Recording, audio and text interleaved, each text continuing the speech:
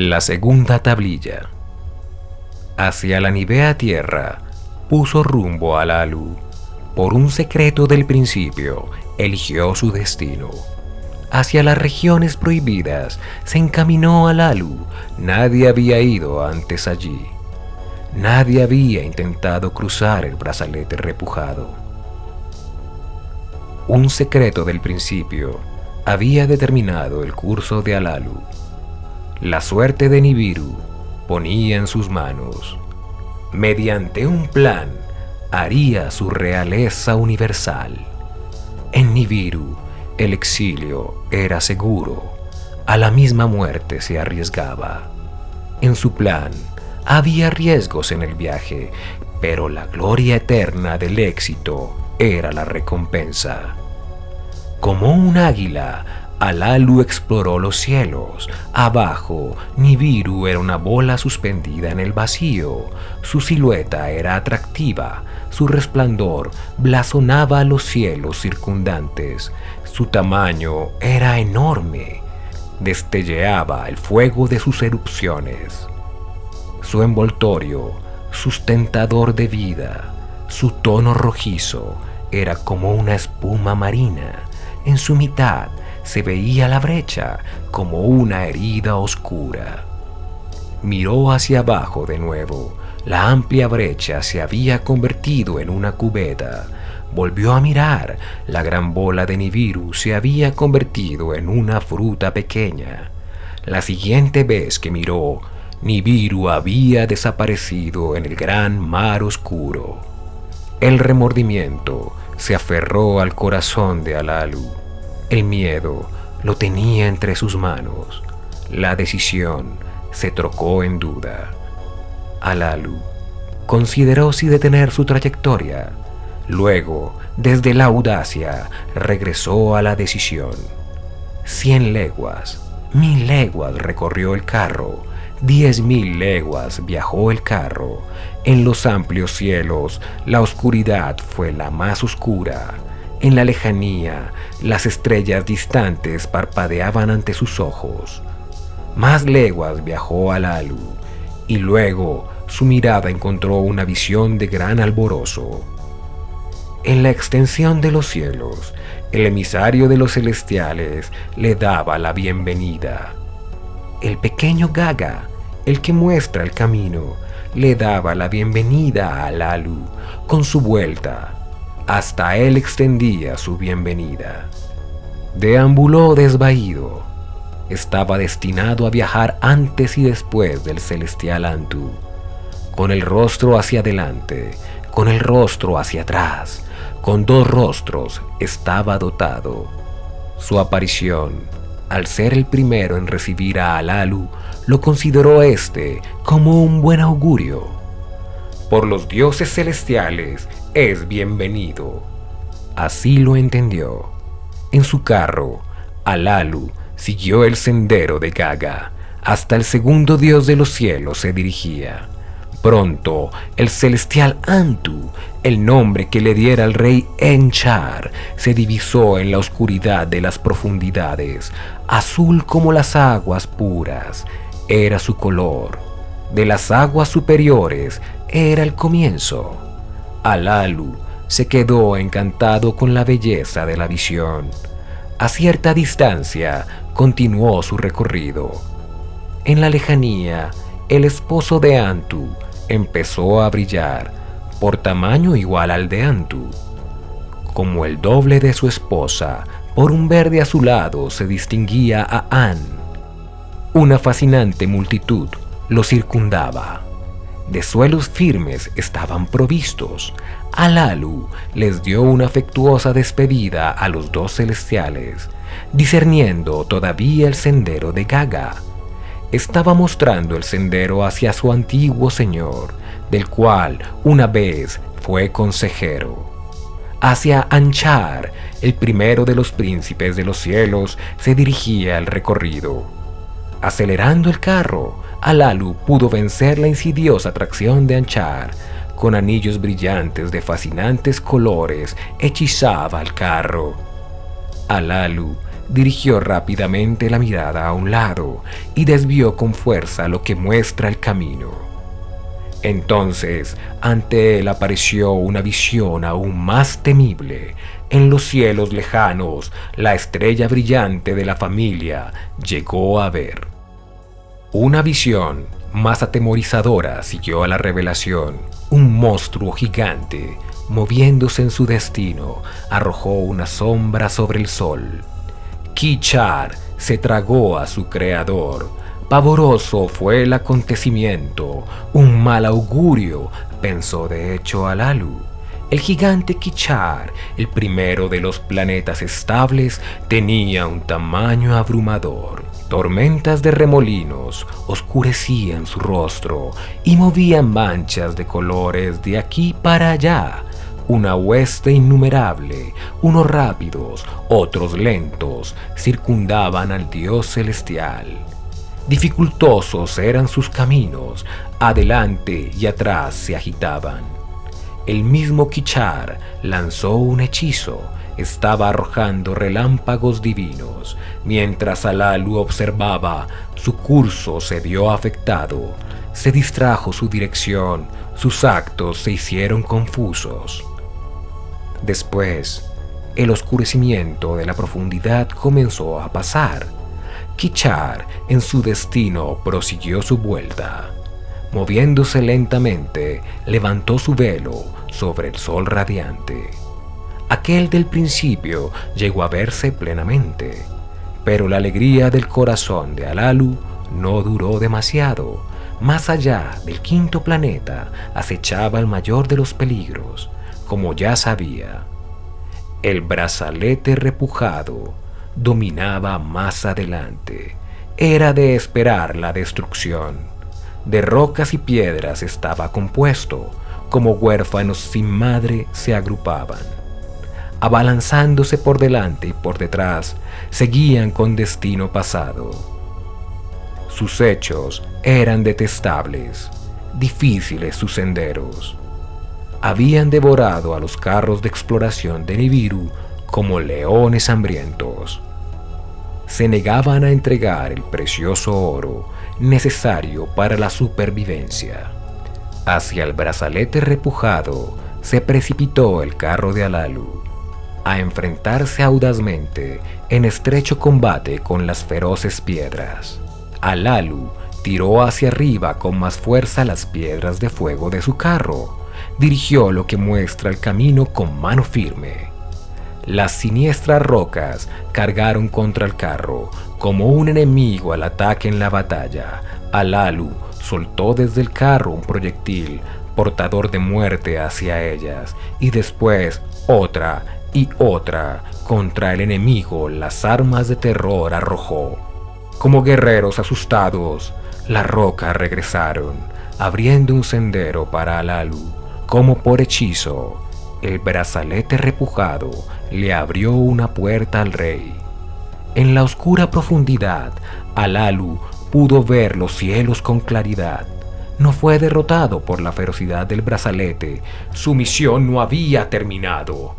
En la distancia, la bola ígnea del sol extendía su resplandor. Estaba emitiendo rayos de bienvenida hacia Alalu. Delante del sol, un planeta pardo rojizo recorría su vuelta. Era el sexto en la cuenta de dioses celestiales. Alalu no pudo sino entreverlo. Sobre su predestinado recorrido, se apartaba con rapidez del sendero de Alalu. Después apareció la Nivea Tierra, el séptimo en la cuenta celestial. Alalu puso rumbo al planeta, hacia un destino más tentador. Su atractiva esfera era más pequeña que Nibiru. Su red de atracción era más débil que la de Nibiru. Su atmósfera era más delgada que la de Nibiru. En ella se arremolinaban las nubes. Abajo, la tierra estaba dividida en 3 regiones: blanco de nieve en la cima y en la base, azul y marrón entre ellas. Con destreza, Alalu desplegó las alas de detención del carro para circundar la bola de la tierra. En la región media pudo discernir tierra firme. y océanos acuosos, dirigió hacia abajo el rayo que penetra para detectar las interioridades de la tierra. «¡Lo he conseguido!», gritó estáticamente. «Oro, mucho oro», había indicado el rayo. Estaba por debajo de la región de color oscuro. En las aguas también había. Golpeándole el corazón en el pecho, Alalu estaba valorando una decisión. ¿Haría descender su carro sobre la tierra seca, quizás para estrellarse y morir? ¿Pondría rumbo a las aguas, quizás para hundirse en el olvido? ¿Qué camino debía tomar para sobrevivir? ¿Descubriría el valioso oro? En el asiento del águila, Alalu no se agitó. En menos de lado confió el carro. Completamente cautivo en la red atractiva de la tierra, el carro se iba moviendo cada vez más rápido. Las alas extendidas se encendieron. La atmósfera de la tierra era como un horno. Luego el carro tembló, emitiendo un estruendo mortífero. Abruptamente, el carro chocó, deteniéndose de repente. Sin sentido por la sacudida, aturdido por el choque, Alalu se quedó inmóvil. Luego abrió los ojos y supo que estaba entre los vivos. Al planeta del oro había llegado victorioso.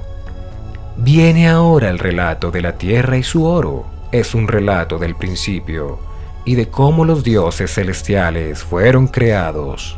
En el principio, cuando en el arriba los dioses de los cielos no habían sido llamados a ser, y en el ki de abajo, el suelo firme aún no había sido nombrado.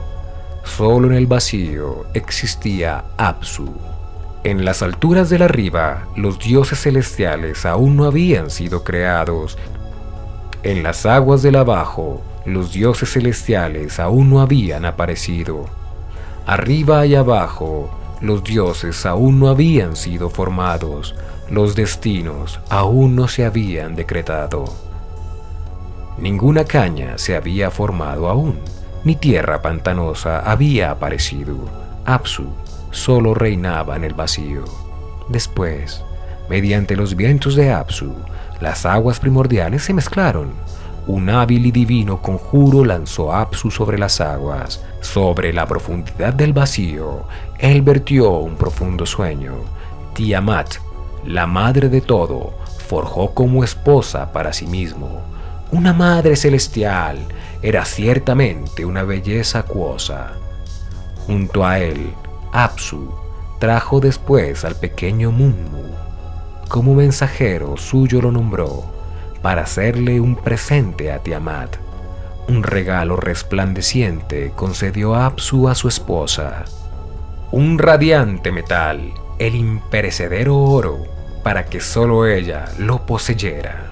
Después fue cuando los dos mezclaron sus aguas para que salieran entre ellos los hijos divinos. Varón y hembra fueron creados los celestiales, Lamu y Laamu, por nombre se les dieron. En el abajo, Apsu y Tiamat les hicieron una morada antes de que hubieran crecido en edad y estatura. En las aguas del arriba, Anchar y Kichar fueron formados, sobrepasando a sus hermanos en tamaño. Los dos fueron forjados como pareja celestial. Un hijo, An, en los cielos distantes fue su heredero. Después Antu, para ser su esposa, fue creada como igual de An. La morada de ambos se hizo como frontera de las aguas superiores. Así fueron creadas tres parejas celestes, abajo y arriba, en las profundidades. Por sus nombres se les llamó. Ellos formaron la familia de Apsu con Mummu y Tiamat. En aquel tiempo, Nibiru aún no se había visto. La tierra aún no había sido llamada a ser. Estaban mezcladas las aguas celestes, aún no estaban separadas por un brazalete repujado. En aquel tiempo, las vueltas aún no estaban del todo diseñadas. Los destinos de los dioses aún no estaban firmemente decretados. Los parientes celestiales se agrupaban, erráticos eran sus caminos. Para Apsu, sus caminos eran ciertamente detestables. Tiamat, sin poder descansar, se sentía agraviada y enfurecida. Una multitud formó para que marcharan a su lado. Una multitud rugiente y terrible creó contra los hijos de Apsu. En total, 11 de esta especie creó. Ella hizo al primogénito, Kingu, jefe entre ellos. Cuando los dioses celestiales oyeron esto, en consejo se reunieron. Ha elevado a Kingu, le ha dado mando hasta el grado de An, se dijeron entre sí. Una tablilla de destino en su pecho ha puesto para que se procure su propia vuelta. Ha instruido a su vástago Kingu para combatir contra los dioses. ¿Quién se resistirá a Tiamat? Los dioses se preguntaron entre sí. Ninguno en sus vueltas se adelantó. Ninguno llevaría un arma para la batalla. En aquel tiempo, en el corazón de lo profundo, fue engendrado un dios. Nació en una cámara de hados, un lugar de destinos. Un hábil creador lo forjó, era hijo de su propio sol. Desde lo profundo, donde fue engendrado, el dios se separó de su familia en un arrebato. Con él llevaba un regalo de su creador, la simiente de vida. Puso rumbo hacia el vacío, un nuevo destino estaba buscando. La primera en atisbar al celestial errante fue la siempre atenta Antu. Su figura era atractiva, resplandecía radiante, señoriales eran sus andares, extremadamente grande era su curso. De todos los dioses era el más elevado, su vuelta sobrepasaba a los demás. La primera en vislumbrarlo fue Antu, de cuyo pecho ningún hijo había mamado. «Ven, sé mi hijo», le llamó, «deja que sea tu madre». Ella le arrojó su red y le dio la bienvenida. Hizo su rumbo adecuado para el propósito. Sus palabras llenaron de orgullo el corazón del recién llegado. Aquella que lo criaría lo hizo altivo. Su cabeza, hasta el doble de su tamaño, creció. 4 miembros a sus lados le brotaron. Él movió sus labios en reconocimiento. Un fuego divino fulguró desde ellos. Viró su rumbo hacia Antu y no tardó en mostrar su rostro a An. Cuando An lo vio, «Hijo mío», exaltado gritó, «para el liderazgo se te confiará. Junto a ti una hueste serán tus sirvientes. Que Nibiru sea tu nombre, conocido por siempre como Cruce». Él se postró ante Nibiru, volvió su rostro ante el paso de Nibiru, extendió su red. 4 sirvientes formó para Nibiru para que fueran junto a él su hueste. El viento sur, el viento norte, el viento este, el viento oeste, con el corazón gozoso, en anuncio a Anchar, su predecesor, la llegada de Nibiru. Al oír esto, Anchar envió a Gaga, que estaba a su lado como emisario. Palabras de sabiduría le transmitió a An para asignarle una tarea a Nibiru. Él le encargó a Gaga que pusiera voz a lo que había en su corazón. A An decirle así: «Tiamat, la que nos engendró, ahora nos detesta. Ha puesto en pie una hueste de guerra, está enfurecida y llena de ira. Contra los dioses, sus hijos, 11 guerreros marchan a su lado. De entre ellos, ha elevado a Kingu y le ha marcado en el pecho un destino sin derecho. Ningún dios entre nosotros podrá sostenerse frente a su malevolencia. Su hueste ha puesto el miedo en todos nosotros. Que Nibiru se convierta en nuestro vengador, que él venza a Tiamat, que salve nuestras vidas. Para el decreto unado, que salga y se enfrente a nuestra poderosa enemiga». Gaga partió hacia An, se postró ante él, y las palabras de Anchar repitió. An repitió a Nibiru las palabras de su predecesor. Le reveló a él el mensaje de Gaga. Nibiru escuchó maravillado las palabras, fascinado oyó hablar de la madre que devoraría a sus hijos. Sin decirlo, su corazón ya lo había impulsado a salir contra Tiamat. Abrió la boca y dijo así a An y a Gaga: si para salvar nuestras vidas he de vencer a Tiamat, convocad a los dioses en asamblea, proclamad supremo mi destino, que todos los dioses acuerden en consejo hacerme el líder, someterse a mi mandato. Cuando Lamu y Laamu oyeron esto, gritaron angustiados. Extraña era la demanda, no se puede comprender su sentido, dijeron ellos. Los dioses que decretan los hados consultaron entre sí. Accedieron a hacer de Nibiru su vengador. Para él decretaron un hado exaltado. A partir de este día, inalterables serán tus mandatos, le dijeron a él. Ninguno de entre nosotros los dioses transgrediremos tus límites. Ve, Nibiru, sé nuestro vengador. Forjaron para él una vuelta principesca para que avanzara hacia Tiamat. Le dieron sus bendiciones a Nibiru, le dieron armas terribles a Nibiru. Anchar forjó 3 vientos más de Nibiru, el viento maligno, el torbellino, el viento sin par.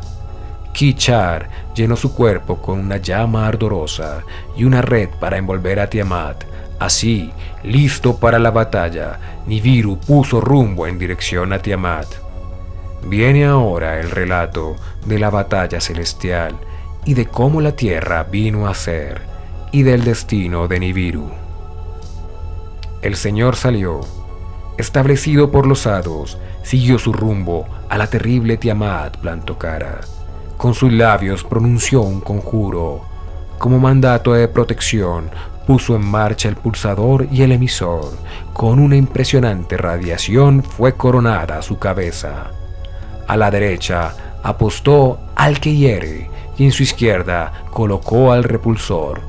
Los 7 vientos, su hueste de auxiliares, como una tormenta envió. Se precipitó hacia la terrible Tiamat con un clamor de batalla. Los dioses se arremolinaron junto a él, después se apartaron de su camino. Avanzó solo para examinar a Tiamat y a sus ayudantes, para hacerse una idea de los planes de Kingu, el comandante de su hueste. Cuando vio al valiente Kingu, se le nubló la vista. Mientras miraba a los monstruos se le distrajo la dirección, su rumbo se trastocó, sus actos se confundieron, el grupo de Tiamat la rodeaba estrechamente, temblaban de terror. Tiamat estremeció sus raíces, un rugido poderoso emitió, lanzó un hechizo sobre Nibiru, lo envolvió en sus encantos. La suerte entre ellos estaba echada, la batalla era inevitable. Cara a cara se encontraron, Tiamat y Nibiru avanzaban uno contra otro, se acercaban a la batalla buscando el singular combate. El Señor extendió su red para envolverla, la lanzó.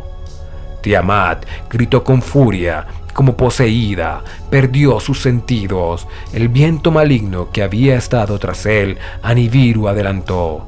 Entre el rostro de ella lo soltó. Ella abrió la boca para tragarse el viento maligno, pero no pudo cerrar los labios. El viento maligno cargó contra su vientre, se abrió paso en sus entrañas aullaban, su cuerpo se dilató, la boca se le abrió. A través de la apertura, Nibiru disparó una flecha brillante, un relámpago divino. La flecha le despedazó las entrañas. Le hizo pedazos el vientre, le desgarró la matriz, le partió el corazón. Habiéndola sometido así, él extinguió su aliento vital. Nibiru contempló el cuerpo sin vida. Tiamat era ahora un cadáver masacrado. Junto a su señora sin vida, sus 11 ayudantes temblaban de terror. Quedaron capturados en la red de Nibiru. Incapaces como eran de huir, Kingu, a quien Tiamat había hecho jefe de su hueste, estaba entre ellos. El Señor le puso grilletes y a su señora sin vida lo encadenó. Le arrebató a Kingu las tablillas de los destinos, que sin ningún derecho se les habían dado. Les estampó su propio sello, sujeto al destino a su propio pecho. Al resto del grupo de Tiamat los ató como cautivos en su propia vuelta, los atrapó, los puso bajo su pie, los cortó en pedazos. Los ató a todos a su vuelta. Les hizo girar alrededor con el rumbo invertido. Después, Nibiru partió del lugar de la batalla. Anunció la victoria a los dioses que le habían nombrado. Dio la vuelta alrededor de Apsu. Hacia Ki-Char y Anchar viajó. Gaga salió a recibirle y como heraldo hacia los demás viajó y después, más allá de An y Antu, Nibiru se encaminó hacia la morada en lo profundo. Sobre la suerte de la inerte Tiamat y de Kingu reflexionó después. A Tiamat, a la que había sometido, el señor Nibiru volvió más tarde, se encaminó hacia ella, se detuvo a ver su cuerpo sin vida, estuvo planeando en su corazón dividir hábilmente al monstruo. Después, como un mejillón, en dos partes la dividió. Separó el tronco de las partes inferiores, separó los canales internos de ella. Maravillado, contempló sus venas doradas. Pisando su parte posterior, el señor cortó completamente la parte superior. El viento norte, su ayudante, a su lado llamó que se llevara la cabeza cercenada, le ordenó al viento que la pusiera en el vacío. El viento de Nibiru se cernió pues sobre Tiamat, barriendo sus chorreantes aguas. Nibiru disparó un rayo. Al viento norte le dio una señal. En un resplandor, la parte superior de Tiamat fue llevada a una región desconocida. Con ella también fue exiliado el encadenado Kingu, para que fuera compañero de la parte seleccionada. Después, Nibiru reflexionó sobre la suerte de la parte posterior. Quería que fuera un trofeo imperecedero de la batalla, un recordatorio constante en los cielos que señalara el lugar de la batalla. Con su masa, golpeó la parte posterior hasta hacerla trozos pequeños. Después, los enlazó en una banda hasta formar un brazalete repujado. Entrelazándolos, los situó como guardianes, un firmamento para dividir aguas de las aguas. Las aguas superiores, por encima del firmamento de las aguas inferiores, separó. Así, forjó Nibiru sus hábiles obras. Después, el señor cruzó los cielos para inspeccionar las regiones. Desde la zona de Apsu hasta la morada de Gaga, midió las dimensiones. Se detuvo y vaciló. Después, regresó lentamente al firmamento, al lugar de la batalla. Pasando de nuevo por la región de Apsu, en la desaparecida esposa del sol, pensó con remordimiento. Contempló la mitad herida de Tiamat. Prestó atención a la parte superior, las aguas de vida, generosas en ella, de las heridas seguían manando. Sus venas doradas reflejaban los rayos de Apsu, de la simiente de la vida, del legado del Creador. Se acordó entonces. Nibiru, cuando puso su pie sobre Tiamat, cuando la partió en pedazos, sin duda, él le impartió la simiente a ella. Nibiru se dirigió a Apsu, diciéndole así: con tus cálidos rayos, da salud a las heridas, que a la parte rota nueva vida le sea dada, que sea en tu familia como una hija, que las aguas en un lugar se reúnan, que aparezca tierra firme, por tierra firme, que sea llamada Ki, será su nombre a partir de ahora. Apsu hizo caso a las palabras de Nibiru, que la tierra se una a mi familia. Ki, tierra firme del abajo, que tierra sea su nombre, a partir de ahora, que con su giro haya día y haya noche, en los días la proveeré con mis rayos curadores, que Kingu sea una criatura de la noche, lo designaré para que brille en la noche, compañera de la tierra, para que siempre luna será. Nibiru escuchó satisfecho las palabras de Apsu. Nibiru cruzó los cielos e inspeccionó las regiones. A los dioses que le habían elevado concedió posiciones permanentes. Destinó sus vueltas para que ninguno transgrediera la de los demás ni se quedara corto. Fortaleció las esclusas celestes, puso puertas en ambos lados, una morada remota eligió para sí. Más allá de Gaga estaban sus dimensiones. le suplicó a Apsu que decretara para él la gran vuelta como su destino. Todos los dioses levantaron su voz desde sus posiciones, que la soberanía de Nibiru sea sobresaliente. El más radiante de los dioses es, que sea en verdad el hijo del sol. Desde su región, Apsu dio su bendición. Nibiru mantendrá el cruce de cielo y tierra, cruce será su nombre. Los dioses no cruzarán ni arriba ni abajo, él mantendrá la posición central, será el pastor de los dioses, un char será su vuelta, ese será su destino para siempre. Viene ahora el relato de cómo comenzaron los tiempos de antaño y de la era que en los anales fue conocida por el nombre de Era Dorada, y cómo fueron las misiones de Nibiru a la Tierra para obtener oro. La huida de Alalu desde Nibiru fue su comienzo. Alalu estaba dotado de gran entendimiento, muchos conocimientos había adquirido en su aprendizaje de su antecesor Anchargal. De los cielos y las vueltas había amasado muchos conocimientos.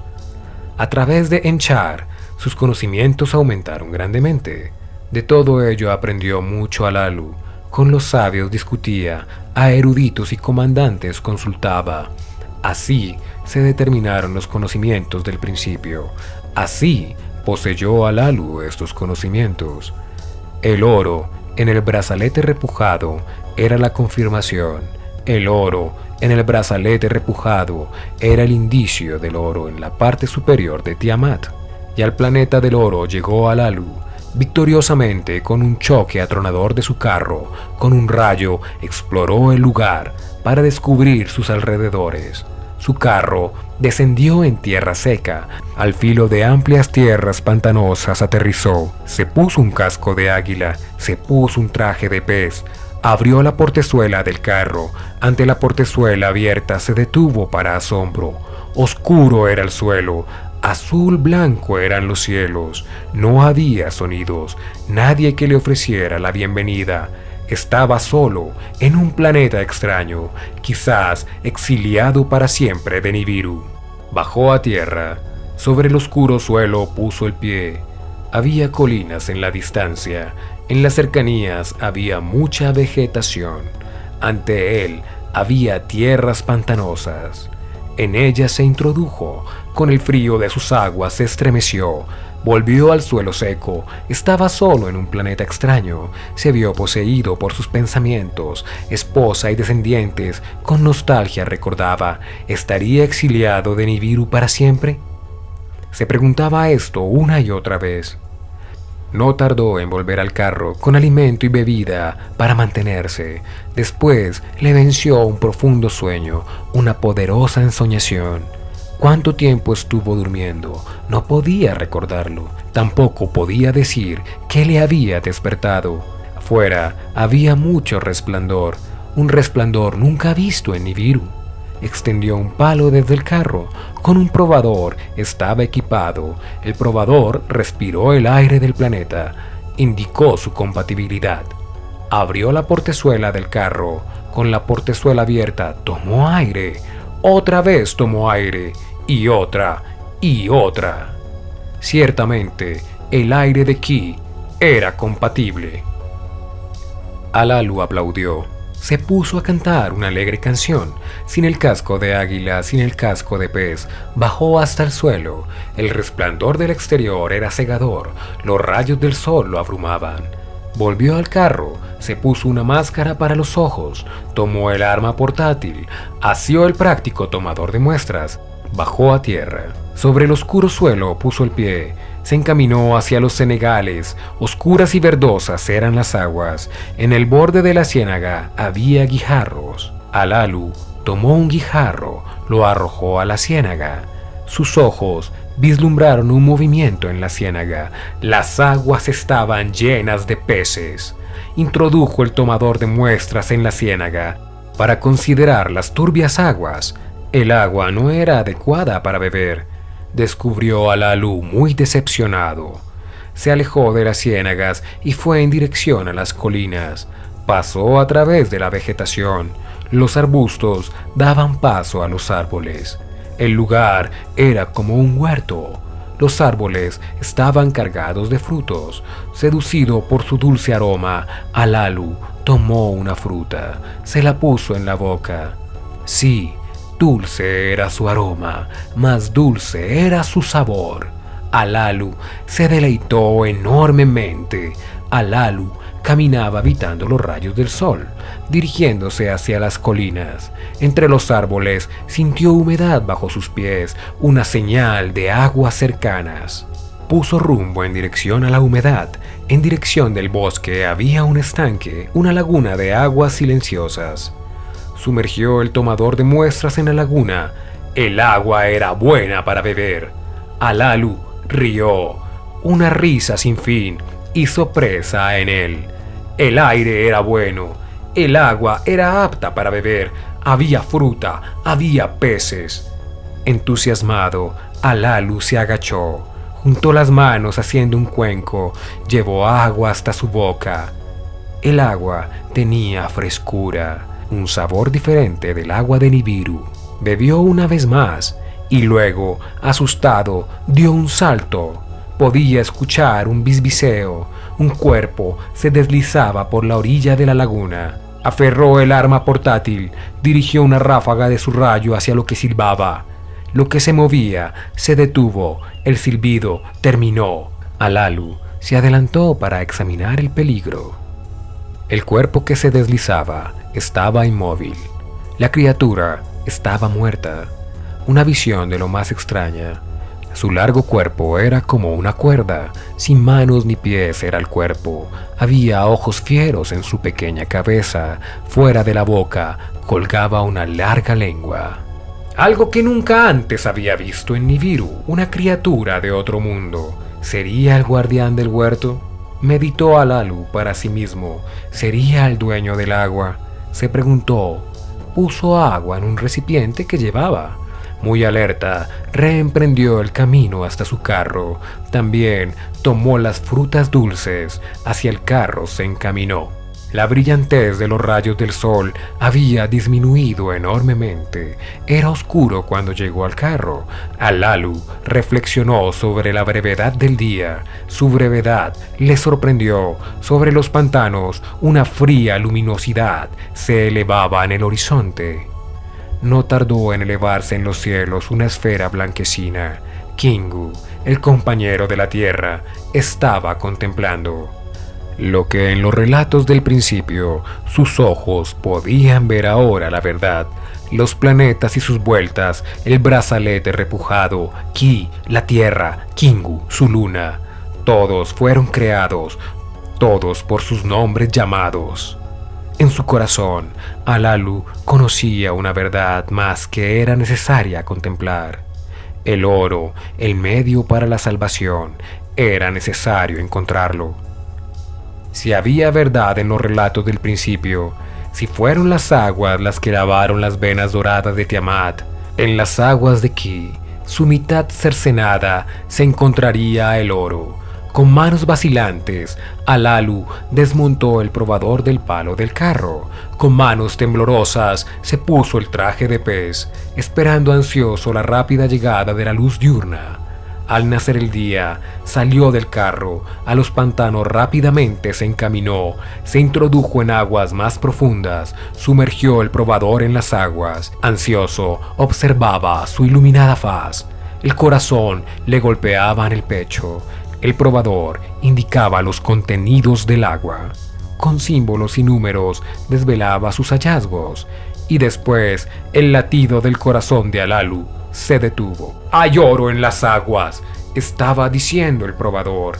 Inestable sobre sus piernas, Alalu se adelantó. Se dirigió hacia lo más profundo del pantano. Una vez más sumergió el probador en las aguas. Una vez más el probador anunció oro. Un grito de triunfo de la garganta de Alalu emanó. La suerte de Nibiru estaba ahora en sus manos. De vuelta al carro se dirigió, se quitó el traje de pez, ocupó el asiento del comandante. Animó las tablillas de los destinos que conocen todas las vueltas para encontrar la dirección hacia la vuelta de Nibiru.